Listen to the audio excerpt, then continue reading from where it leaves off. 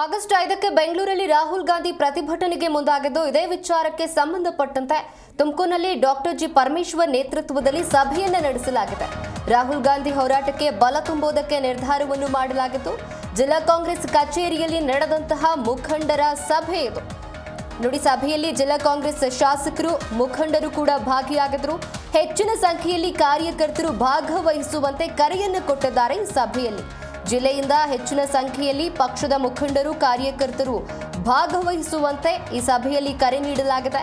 ಶಾಸಕರಾದ ಗುಬ್ಬಿ ಶ್ರೀನಿವಾಸ್, ಪಾವಗಡ ವೆಂಕಟೇಶ್, ಮಾಜಿ ಶಾಸಕ ರಫೀಕ್ ಅಹಮದ್ ಹಾಗೆ ಜಿಲ್ಲಾಧ್ಯಕ್ಷ ಚಂದ್ರಶೇಖರ್ ಗೌಡ ಸೇರಿದಂತೆ ಹಲವರು ಈ ಸಭೆಯಲ್ಲಿ ಭಾಗಿಯಾಗಿದ್ದರು.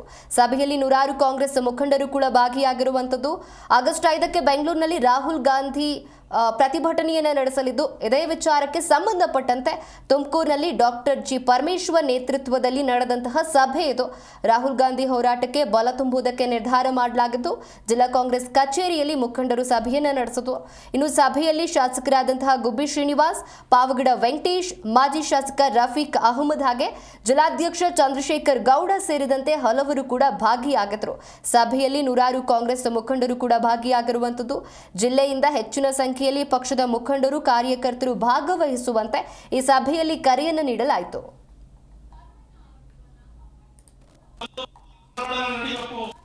ಏನು ಸಂವಿಧಾನಿಕ ನಮ್ಮ ಹಕ್ಕಿದೆ, ಪ್ರಜಾಪ್ರಭುತ್ವದ ರಸ್ತೆಯಲ್ಲಿ ಏನು ನಮ್ಮ ಸ್ವಾಯತ್ತ ಸಂಸ್ಥೆಗಳನ್ನ ಮಾಡಿ ಅದನ್ನ ಅವರೇ ರೀತಿಯಲ್ಲಿ ತೋರಿಸ್ಕೊಂಡು ಜನರ ಭಾವನೆಗಳನ್ನ ಕೆಡಿಸ್ಕೊಂಡು ಏನು ಜನರ ಮತ್ತೆ ಏನು ಪ್ರೀತಿ ವಿಶ್ವಾಸ.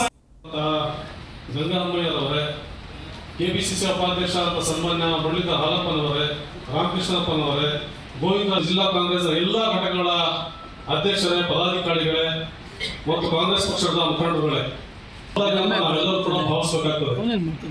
ಇದು ಕಾಂಗ್ರೆಸ್ ಪಕ್ಷಕ್ಕೆ ಸೀಮಿತವಾದದ್ದಲ್ಲ. ಮತಗಳ್ಳತನ ಏನಿದೆ ಮಾಡುವುದು ಪ್ರತಿಯೊಬ್ಬ ಪ್ರಜೆಯು ತನ್ನ ಕೂಡ ಇಂಥ ಕಾಂಗ್ರೆಸ್ ಸರ್ಕಾರ ಇದ್ದಾಗಲೂ ಕೂಡ